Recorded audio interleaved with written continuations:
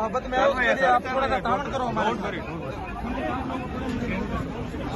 भाई प्लीज धक्के न मारे।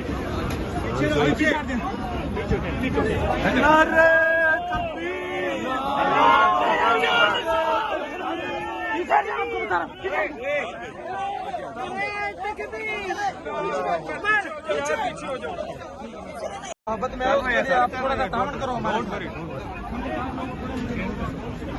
भाई प्लीज धक्के न मारे।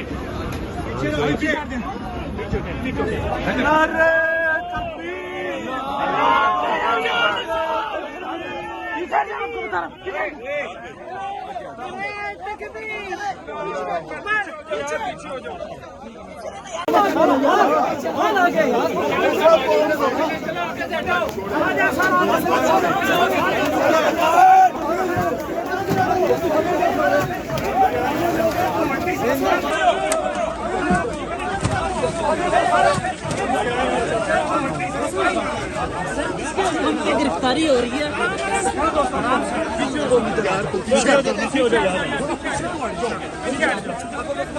पीछे हट जाओ। किसके हुक्म पे